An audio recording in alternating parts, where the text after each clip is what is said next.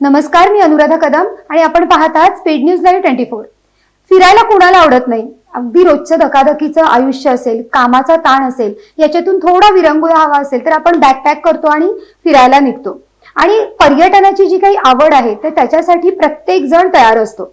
पण पर्यटन हा जरी एक भाग असला तरी आपल्याला वेगवेगळ्या शहरांमध्ये जेव्हा आपण फिरायला जातो तेव्हा फक्त आपण ती भटकंती करत नसतो, तर तिथलं जीवन समजून घेत असतो, तिथली खाद्य संस्कृती आहे ती अनुभवत असतो। आणि म्हणूनच भटकंती म्हटलं की प्रत्येकाच्या चेहऱ्यावर एक वेगळाच तजेला येतो।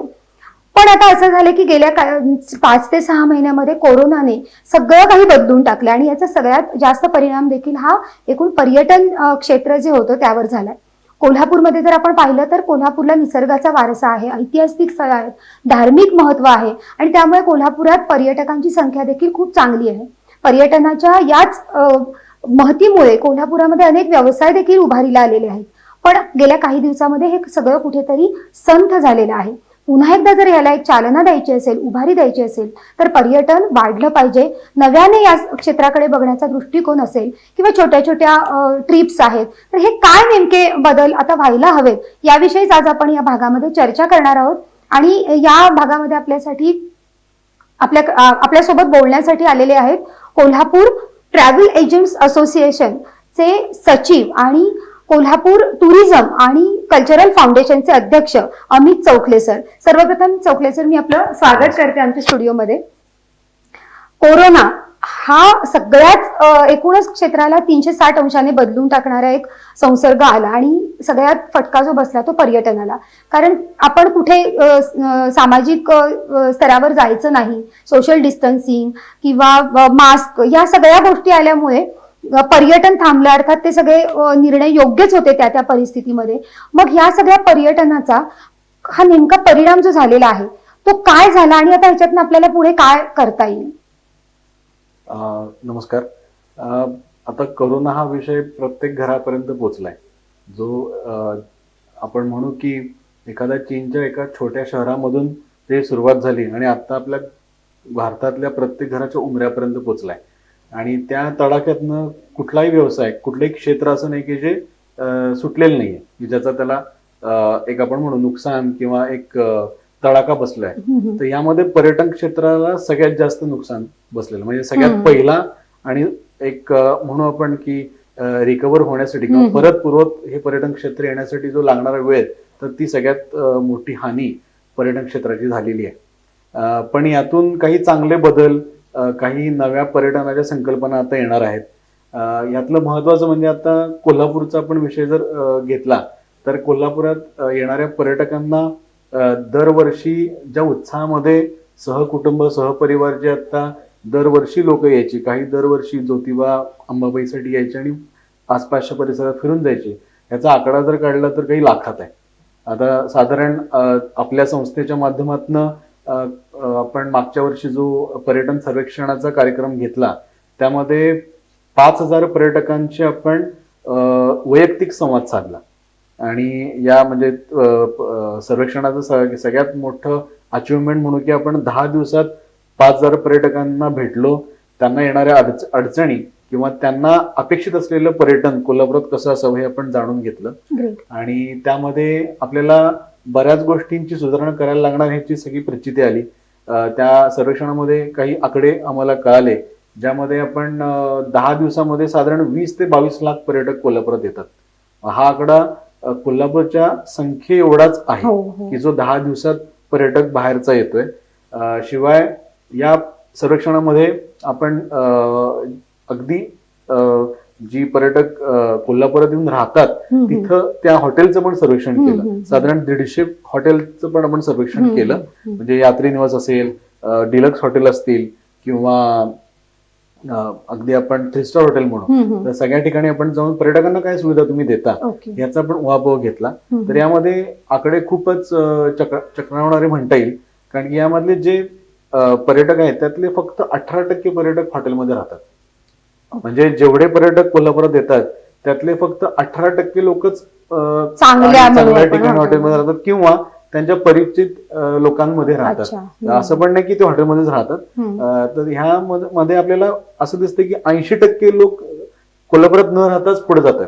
हो. म्हणजे जसं गोवा आहे, कोकण असेल किंवा हम्म. कर्नाटक असेल, तर ह्या 80% पर्यटकांना थांबवण्याची काही योजना आपल्याला करता येणं खूप महत्वाचा विचार यात करायला लागणार आहे. शिवाय जी 18% लोक कोल्हापुरात थांबतायत त्यांना पर्यटक म्हणून काही सुविधा मिळत नाहीयेत किंवा त्याची माहिती आपल्याला जी आपण म्हणू की आपल्याला पर्यटन करण्याकरता जी आवश्यक माहिती किंवा सुविधा आहे ती इथं नाही. नेहमी मग गोंधळलेल्या अवस्थेत पर्यटक राहतो. तो जसा आमच्याकडे येतो तुमच्याकडे हो. तुम्हाला विचारतो की बाबा कुठं जायचं कोल्हापुरात, अहो मागच्या वेळेला मी हे बघितलं आता काय बघावं. तर तुम्ही माहिती घेतल्याशिवाय त्याला काही देऊ शकत बरोबर. नाही आणि तुम्ही पर्यटन विषयाशी निगडीत नसाल तर तुम्हाला माहिती पण पोहोचणार हो, नाही. हो. तर अगदी ज्या 18% लोकांपैकी जवळपास 13 ते 15% लोक हॉटेलमध्ये राहिली होती.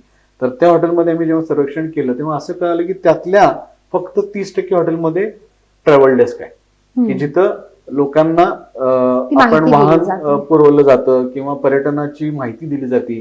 अशी फक्त 30% संख्या आहे. म्हणजे आपण यात 70% परत पर्यटक जे राहतात कोल्हापुरात त्यांना पण सुविधा नाहीये. म्हणजे इथंपर्यंत आपण तो सर्वे केल्यानंतर आपल्याला हे सगळे आकडे आपल्या हातात आले आणि या सगळ्या सर्वेक्षणानंतर आपण त्याचा एक स्टॅटिस्टिकल रिपोर्ट बनवून कोल्हापूरचा आयुक्त मल्लीनाथ कलशेट्टी त्यांना आपण भेटलो मागच्या या काळामध्ये. शिवाय जिल्हाधिकारी ऑफिसमध्ये आपण त्याचा एक सविस्तर एक अहवाल आणि त्याच्याबरोबर ज्या गोष्टी करण्यासाठी उपाययोजना त्या आपण त्यांना. सध्या तुमची त्या दृष्टीने वाटचाल सुरूच आहे की अगदी, कोल्हापूरला अगदी. जे काही आयतं मिळालेलं आहे ते तसंच फक्त न ठेवता त्याचा कशा पद्धतीने आपण चांगला उपयोग करू बरोबर. आणि सगळ्यात महत्वाचं अर्थातच पर्यटक जो आहे येणारा त्याला चांगली सुविधा मिळाली तरच तो स्वतः पुन्हा येईल किंवा तो इतरांना सांगेल की तुम्ही कोल्हापूरला जा आणि याचा बरोबर. फायदा नक्कीच कोल्हापूरच्या पर्यटनातून जो विकास आपल्याला करायचा आहे अगदी. ते त्याच्यासाठी होणार आहे. सर असं असतं की अनेक शहरांना फक्त ऐतिहासिकच पार्श्वभूमी असते. काही शहरं जी असतात त्याच्या आसपास फक्त गडकोट असतात. काही शहरं ही फक्त मंदिरांची किंवा देवतांसाठीच प्रसिद्ध आहेत. बरोबर. तर तसं कोल्हापूरच्या बाबतीत नाहीये. प्रचंड वैविध्य आहे. म्हणजे अगदी. इथे इतिहासाची आवड असलेला पर्यटक सुद्धा इकडे येऊ शकतो. ज्याला खायचं आहे भरपूर अगदी. वेगवेगळं अगदी. तो कोल्हापूरला येऊ शकतो. तर ही जी काही विविधता पर्यटनाच्या दृष्टीने कोल्हापूरला मिळाली आहे तर हिचा कसा उपयोग आपल्याला करता येईल अधिकाधिक पर्यटन खेचून आणण्यासाठी? आता यामध्ये कोल्हापूर शहराला आपण एक म्हणू की ऐतिहासिक पार्श्वभूमी आहे. हो. निसर्गाची देणं आहे कोल्हापूर जिल्हा बघितला हो. तर त्याच्याशिवाय शाहू महाराजांनी जे शहर बसवलंय ते म्हणजे एक म्हणू आपण मॉडेल सिटी कशी असावी. म्हणजे पूर्वीच्या काळामध्ये आपण बघितलं तर मॉडेल सिटी फार कमी होते. त्यातली एक मॉडेल सिटी कोल्हापूर ही म्हणता येईल. आत्ताच्या कंपॅरिझन मध्ये आपण या गोष्टी थोड्या आता मागासलेपणाकडे जातोय कारण की ती शाहू महाराजांची दूरदृष्टी पुढच्या काही काळामध्ये लोकांना घेऊन जात आले नाही. पण पर्यटनाचा विचार केला असता कोल्हापूरमध्ये शिवाजी महाराज यांचा इतिहास, शाहू महाराज यांचा इतिहास खूप मोठा आहे आणि त्याची साक्ष देणाऱ्या वास्तू, किल्ले हे सगळे अजूनही सुस्थितीत आहेत. फक्त त्यामध्ये आपल्याला नवीन आयाम पर्यटनाचा गृहीत धरून आपण जर त्याप्रमाणे पर्यटकांसाठी जर उपलब्ध केला तर तो येणारा पर्यटक समन्वय साधायची आपल्याला गरज आहे. निश्चित. तर यामध्ये अजून एक पार्ट आपण थोडासा म्हणतो की विलेज टुरिझम हा आपण ऐकतो किंवा ग्राम पर्यटन. तर हा खूप आपल्या इथं आपण म्हणू शकतो की चांगल्या रीतीने राबवला जाऊ शकतो कारण अजूनही आपल्याकडे शेती प्रधान संस्कृती आहे. आपल्याकडं आलेल्या पाहुण्यांचं स्वागत कसं करावं आपल्याला सांगायला लागत नाही. आपण कुठलाही पाहुणा असतो त्याला जीव घालतो, त्याचा आदरातिथ्य करतो आणि मग तो बाहेर पडतो. तसंच कोल्हापूरच्या आपल्या प्रत्येक घरातली संस्कृती आहे. तर त्याला जर आपण ग्रामपर्यटनामध्ये येणाऱ्या पर्यटकांना थोडं आपण त्याचा आदरातिथ्य दिलं, चला बाबा अगदी बांधावर बसून तुम्ही भाकरी आणि कांदा खाणं, शेतातल्या ज्या पिकांबद्दलची माहिती, गो शाळा म्हणा किंवा तेच आज हरवत चाललंय समाजात. शहरीकरणामध्ये वाढलेल्या मुलांना नेमकं काय गावातलं जीवन आहे ते माहित नाही. तर हे पर्यटनाच्या दृष्टीने आपल्याला त्यांना समजून सांगता येईल. अगदी.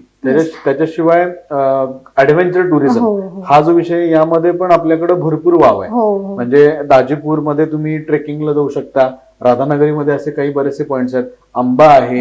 ह्या हेरिटेज साईट किंवा युनेस्को हेरिटेज साईट्स मध्ये आपल्याकडे इतका वाव आहे की आपण प्रत्येक ठिकाणी एक दिवसाची सहल करू शकतो. तर आम्ही त्या माध्यमातून पण आमचे जे सगळे व्यवसाय सहकारी आहेत त्यांच्याशी आमचा उहापोह होत असतो या विषयामध्ये. तर त्यामध्ये पण आम्ही विचार केला की कोल्हापूरचे जे 12 तालुके आहेत त्या 12 तालुक्यामध्ये काही अट्रॅक्शन प्रत्येक ठिकाणी आहेत तर ते थोडेसे आपण हायलाइट करून त्या ठिकाणी पर्यटक जातील आणि तो 1 दिवस 2 दिवसाचा त्यांचा प्रवास तिथं होईल असं आपण नियोजन करतोय.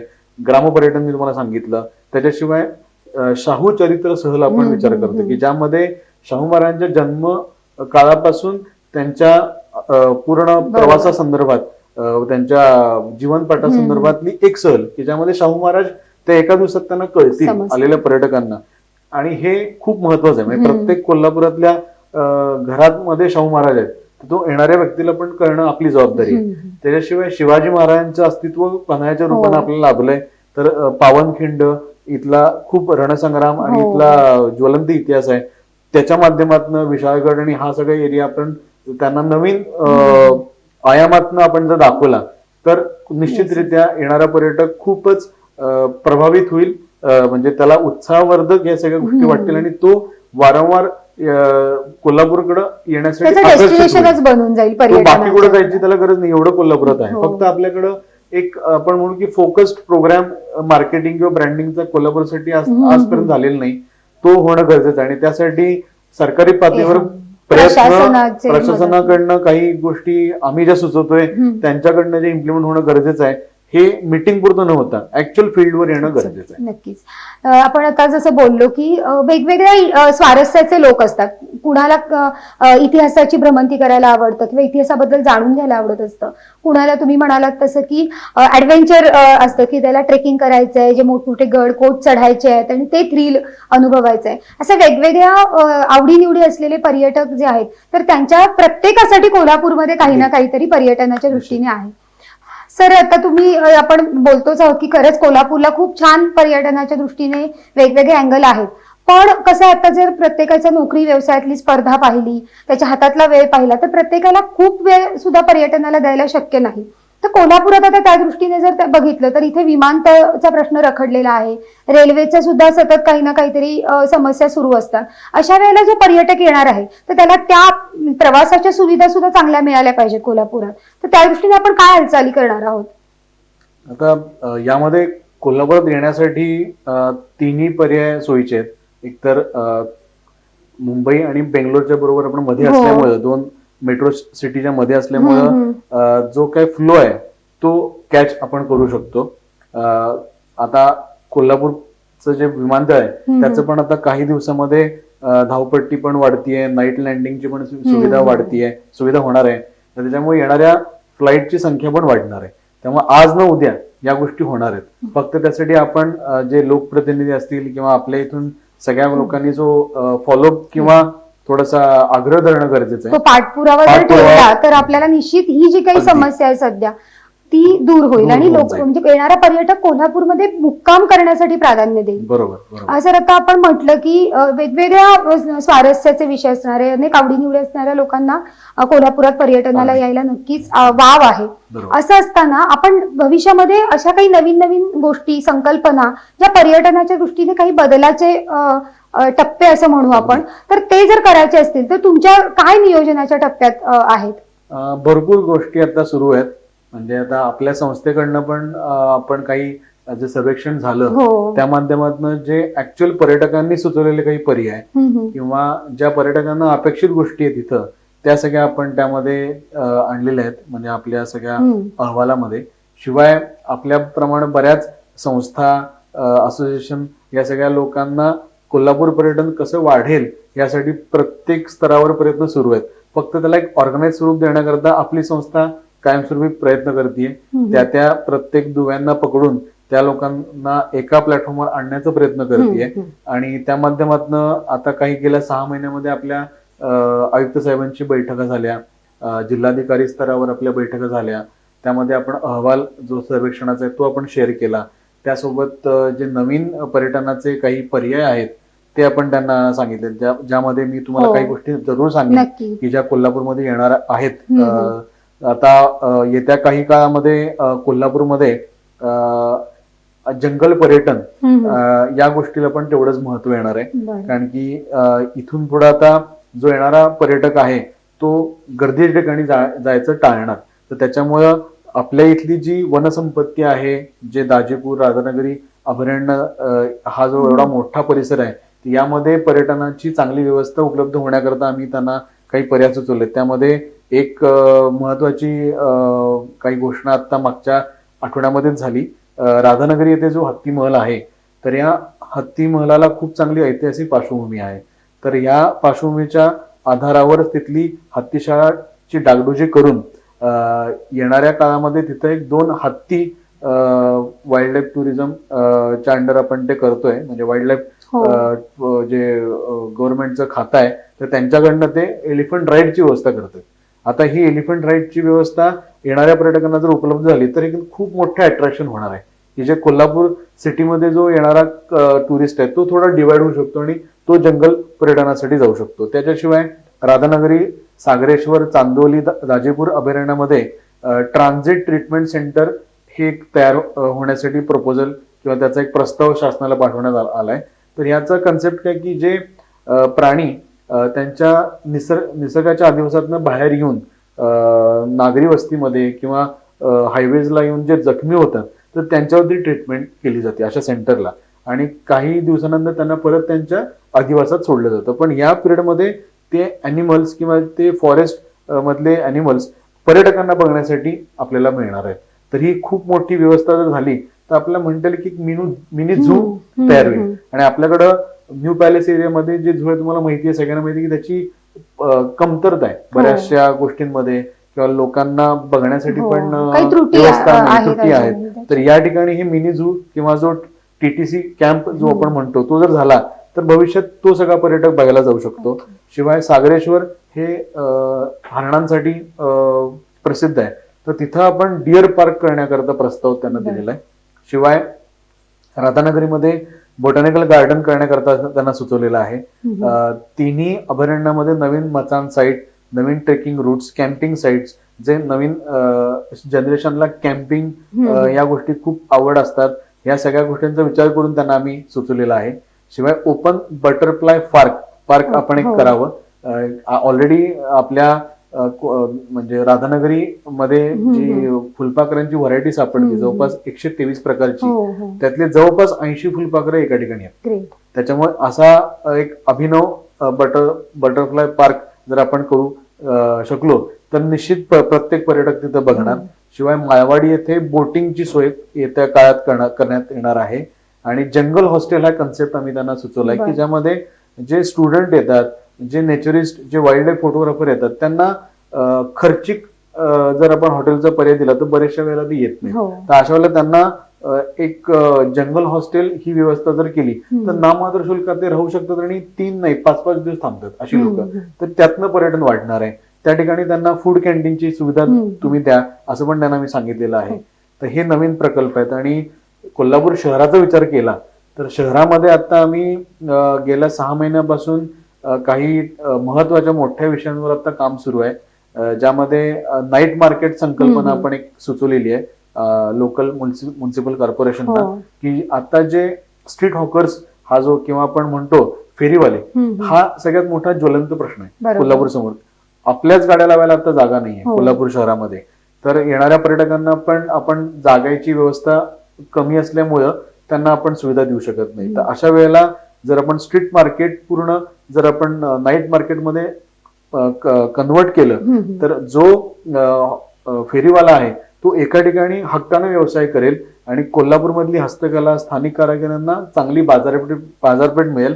आणि प्रत्येक टुरिस्ट नाईट मार्केट बघायला जातो. कुठल्याही देशात तुम्ही जर गेलात, कुठल्याही ठिकाणी गेलात तर नाईट मार्केट लोक आवर्जून बघतात, कारण की तो दिवसभर पर्यटनाच्या ठिकाणी फिरतो आणि त्याला संध्याकाळी शॉपिंग करायचं असेल तर हा एकमेव पर्याय आणि एकाच ठिकाणी सगळं उपलब्ध होतं, त्याच्यामुळे लोक आवर्जून जातात. आता आपल्याला पर्यटकाला काय हवंय किंवा पर्यटकाच्या अभिरुची कशा बदलल्यात याच्या दृष्टीने तर एक पावलं पुढे टाकायला हवी. नक्कीच पारंपरिक पर्यटन हे आहेच कोल्हापूरला, ती काही निसर्गदत्त देणगी आहे. पण आता नवीन पिढी देखील आता पर्यटन करणार आहे. नव्या पिढीचे काय इंटरेस्ट आहेत हे कुठेतरी जाणून घेऊन आता कोल्हापूरच्या पर्यटनचा चेहरा बदलायला पाहिजे अशी आपण आशा व्यक्त करायला हरकत नाही.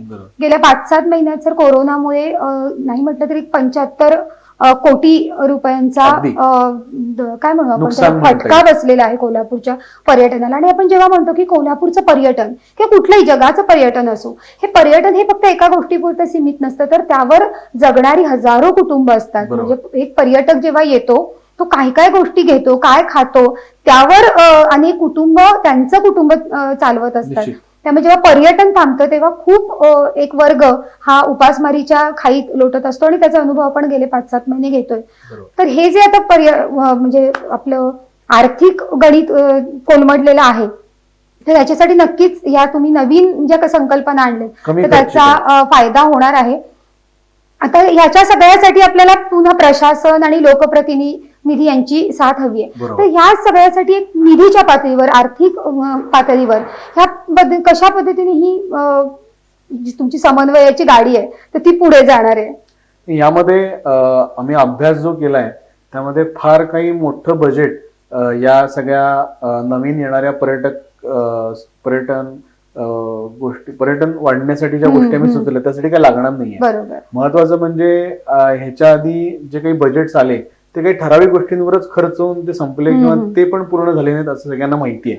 काही प्रयोग निश्चित झालेत, जसं मागच्या काही काळामध्ये आडवाटेवरचं कोल्हापूर हा खूप चांगला प्रयोग राबवला गेला, पण त्याच्यामध्ये जे सातत्य किंवा जी व्यवस्था कायमस्वरूपी पाहिजे होती ती आपण ठेवू शकलो नाही.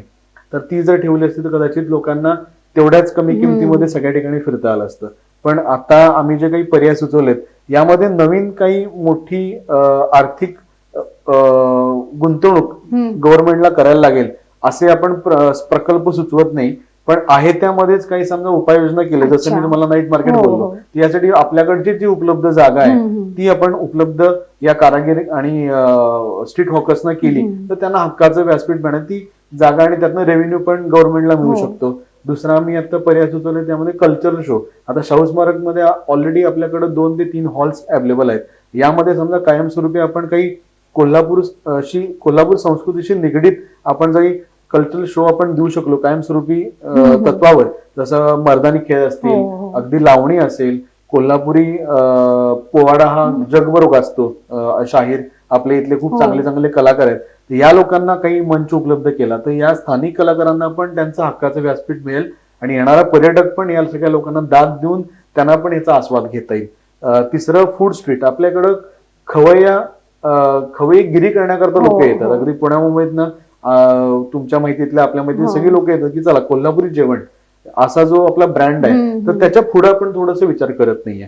तर यामध्ये आम्ही विचार केलाय की फूड स्ट्रीट ज्या ठिकाणी किमान 1000 लोक बसून खातील आणि तेवढी पार्किंगची व्यवस्था आणि त्या माध्यमातून व्यवसाय उपलब्ध सगळ्यांना. आता 1000 लोकांना समजा आपल्याला स्ट्रीट फूड मध्ये काही गोष्टी द्यायच्या आहेत तर किमान 100 व्यावसायिक तिथे बसू शकतात.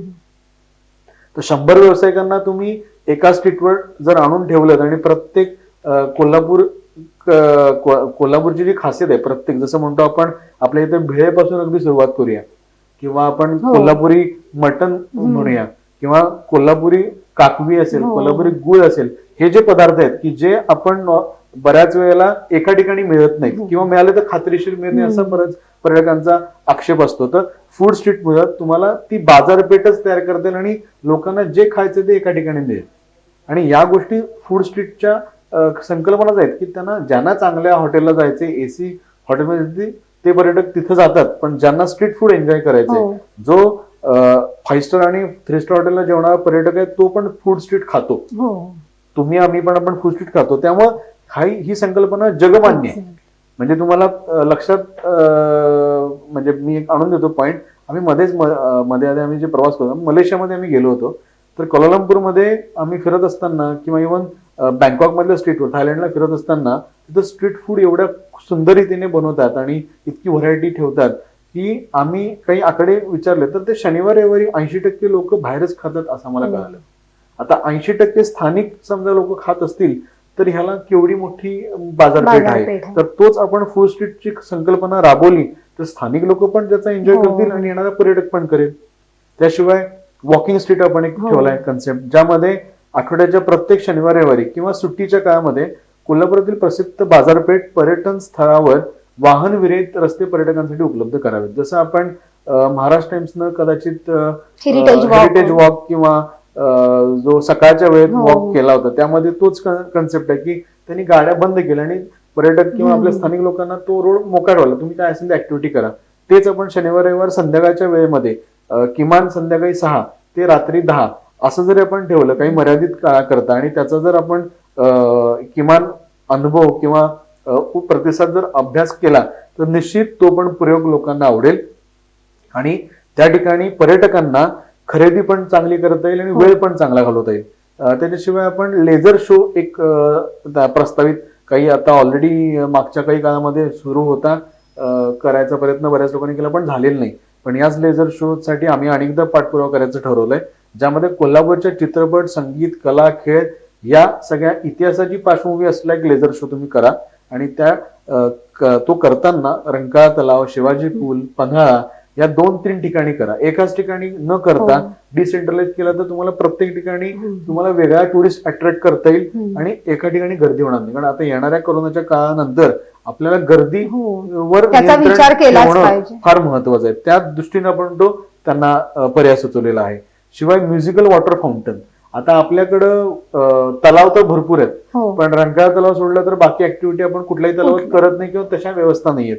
तर अशा आपल्या ज्या आपण म्हणू की लेस क्राऊडी एरियाज मधले जे कोटी तीर्थ तलाव आहे जो अगदी सेंट्रल एरियामध्ये आहे, राजाराम तलावाचा तलाव आहे, परिसर खूप चांगला आहे, तर अशा ठिकाणी म्युझिकल वॉटर फाउंटन केला तर खूप मोठं अट्रॅक्शन कायमस्वरूपी लोकांना मिळेल आणि थोडं सगळ्या ठिकाणी तो डिस्ट्रीब्युट होईल टुरिस्ट असा विचार केला. म्हणजे जगभरातल्या पर्यटन स्थळावर ज्या ज्या चांगल्या गोष्टी आहेत ज्या आपल्याला अनुकरणीय करता येतील तर त्या जरी आपण कोल्हापुरात आणल्या आणि त्याला एक कोल्हापुरी टच दिला तरी कोल्हापूरच्या पर्यटनाला एक वेगळी झालर मिळायला हरकत नाही. आणि ते आपण आता करतो आहोत फाउंडेशनच्या माध्यमातून असेल किंवा प्रशासन देखील आता त्या पद्धतीने प्रयत्न करत. सगळ्यांनी जरा मिळून प्रयत्न करून त्यांना आपण लवकरात लवकर या गोष्टी एक्झिक्यूट करायला लावणं हे सगळ्यात हा जो काही काळ होता त्यांनी ज्या गोष्टी आपल्याला शिकवलेल्या आहेत त्यातलाच आता एक भाग असा असणार आहे की आपल्याला थोडंसं आता बदलावं लागणार आहे आणि नव्या गोष्टी, कॉम्पॅक्ट गोष्टी आता आपल्याला सगळ्या क्षेत्रामध्ये येत आहेत तशा त्या पर्यटनामध्ये सुद्धा आल्या तरच आपण पर्यटनामध्ये काहीतरी वैकसिक पाऊल उचलू शकू. आमच्या कोल्हापूरला या असं जर आपल्याला म्हणायचं असेल तर परत पुन्हा एकदा कोल्हापूरचं पर्यटन जे संथ झालेलं आहे त्याला थोडीशी चालना येण्याची अत्यंत गरज आहे. अर्थात या सगळ्या कोरोना नंतरच्या नियमावली पाळून आपल्याला पुन्हा एकदा कोरोनावर मात करत असेल किंवा कोरोनाशी सामना करत कोल्हापूरकडे पर्यटक आणायचं असेल तर नवीन बदल काही स्वीकारावे लागतील, करावे लागतील आणि त्या दृष्टीने कोल्हापुरातली ही सगळी पर्यटनाचं वेड असलेली, भटकंतीचं वेड असलेली माणसं फाउंडेशनच्या माध्यमातून एकत्र आली आहेत. त्याच्यासाठी लोकप्रतिनिधी, प्रशासन यांची मदत घेऊन ते कोल्हापूरच्या पर्यटनाला एका वेगळ्या उंचीवर नेण्यासाठी आता सज्ज झाली आहेत. तेव्हा पुन्हा एकदा सर आपले आभार मानते आणि तुम्ही खूप छान टिप्स दिल्या, वेगळे काही संकल्पना कशा राबवता येतील याविषयी आमच्याशी संवाद साधला त्याबद्दल मी आभारी आहे. धन्यवाद.